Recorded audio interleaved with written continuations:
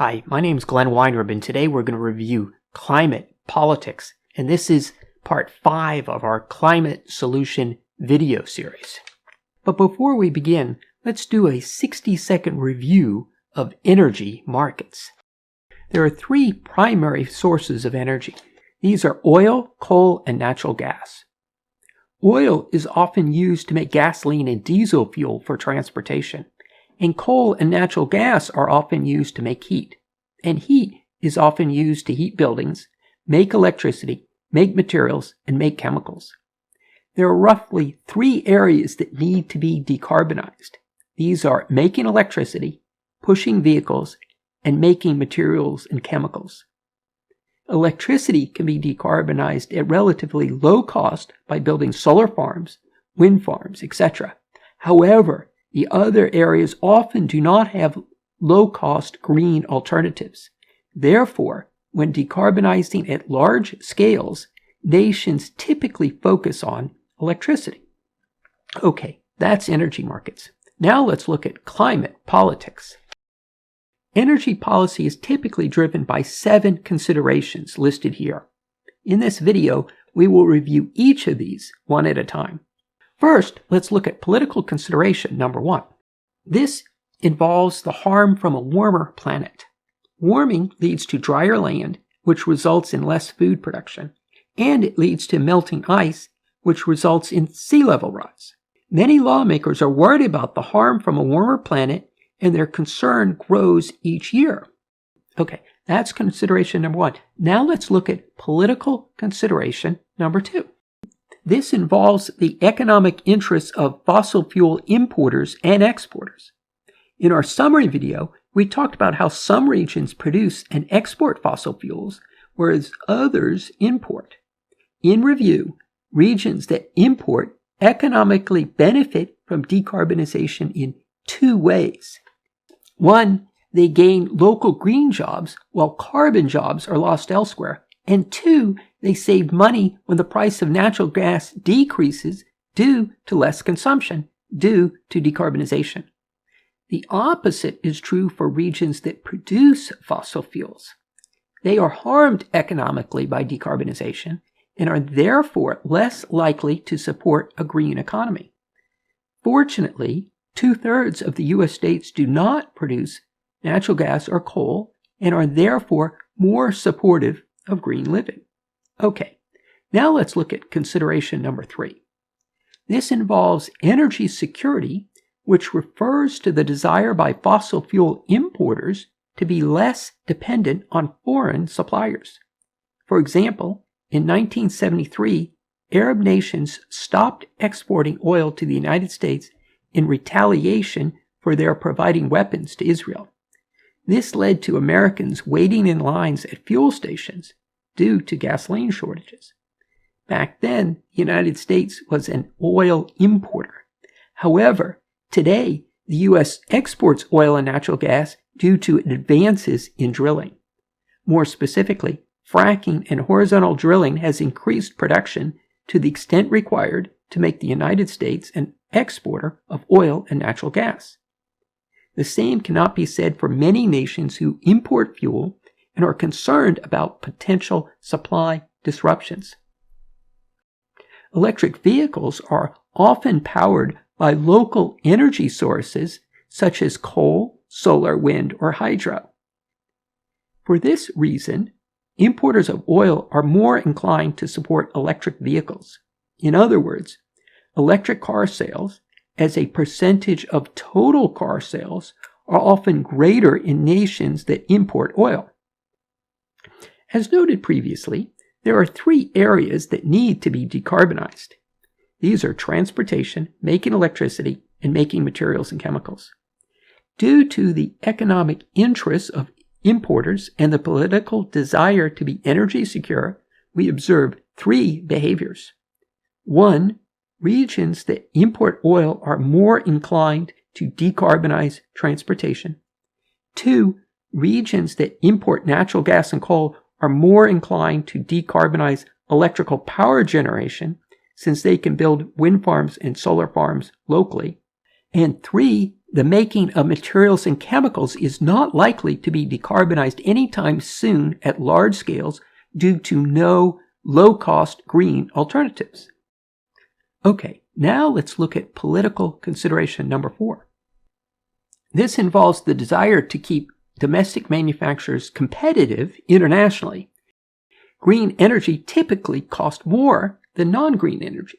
Therefore, transitioning to a green economy causes the cost of goods and services to increase slightly. Unfortunately, this causes companies that make things to become less competitive against foreign competitors who are less green and therefore have lower costs. This might seem like a trivial point. However, it's a big deal. Lawmakers typically prioritize domestic manufacturers and their workers over climate change. Yet to what extent? Let's look at some numbers to get a better sense of this.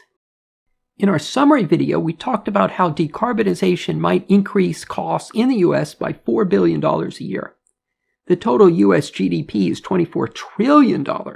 Therefore, this would cause inflation to increase by 0.02% each year. And after 10 years, U.S. manufacturers would see their costs be 1 part in 500 higher, or 0.2%. It seems many U.S. lawmakers would accept this additional cost, provided it was kept at this low level. Okay, now let's look at political consideration number 5.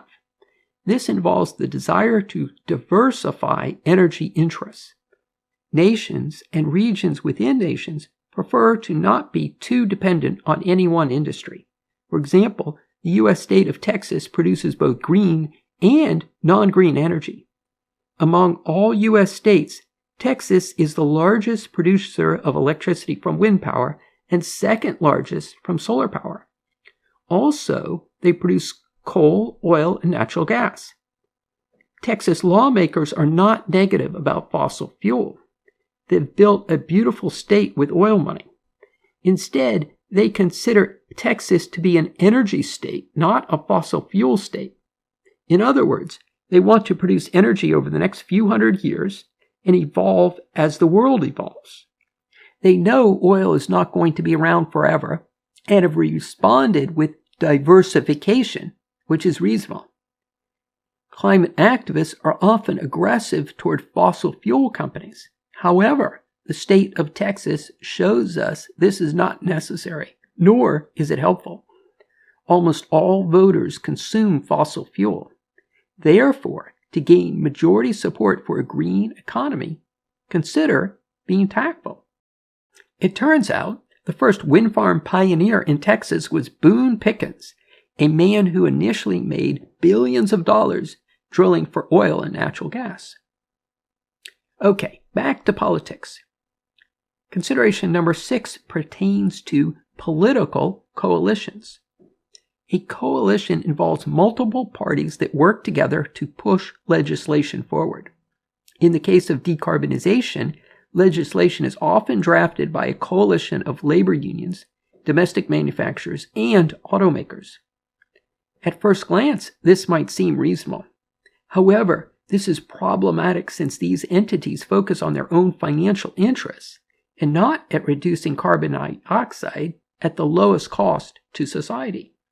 To do the latter, one would need a political coalition that benefits from exactly that. For the most part, this would be lawmakers from regions that do not produce coal or natural gas. There are many organizations that sell the climate issue to further their own financial interests. This is sometimes referred to as the hijacking of climate. For example, a battery manufacturer might look for government support in return for supposedly reducing carbon dioxide. However, more carbon dioxide is reduced at less cost to society if batteries are manufactured by the factories with the lowest costs. And now let's look at our last political consideration. This involves the 3 climate groups that we discussed in our previous summary video. As noted in that video, each climate program has a decarbonization cost, which refers to the number of dollars spent to reduce emissions by 1 ton of carbon dioxide. And some climate programs have a low decarbonization cost, whereas others have high. And there are 3 climate groups. In review, Group 1 is concerned about climate change, yet not too concerned about decarbonization costs. Group 2 is also concerned about climate. It is only willing to support low decarbonization cost programs. And Group 3 is not concerned about climate. Group 1 is not large enough to form a majority in the United States. Therefore, to tackle climate change in the U.S. for real, one would need support from Group 2. They are the swing voters. Okay, so what does Group 2 want? To answer this question, we can listen to Group 2 lawmakers. For example, we can listen to Republican Senator John Kennedy interact with the second highest official at the United States Department of Energy. I believe that we should use technology to make all forms of energy more available, cheaper, and cleaner. All forms of energy. I support green energy. As we can see here, Kennedy is concerned about climate and he favors transitioning to a green economy. Let's listen some more. What will it cost to get us carbon neutral? It's going to cost trillions of dollars, and it'll cost tens of trillions of dollars if we don't get our act together. How many trillions?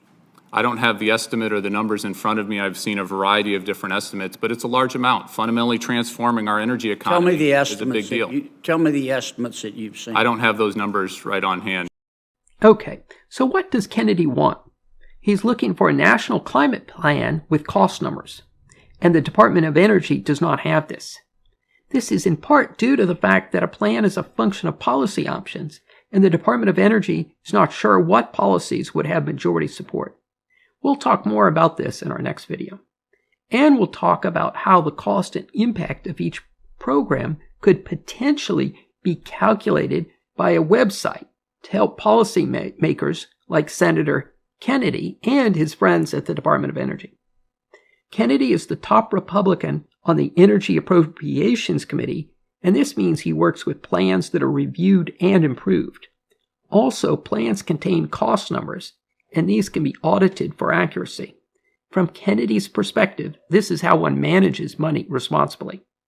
He might come across as a bit grumpy. However, his behavior is consistent with people who manage capital. For an example climate plan, one can refer to the book shown here. This is open source, which means anyone can copy and edit the original Microsoft Word file and produce their own plan, all for free. Now let's hear from another Group 2 lawmaker. Senator Romney was the Republican nominee for President of the United States in 2012, and he is considered a leader among Republicans. Also, he was the vice president of an investment company in the 1980s and is therefore familiar with markets and money. This is him in 2023. I have no question about the impact of climate change. It's going to be significant, devastating in some areas more than others.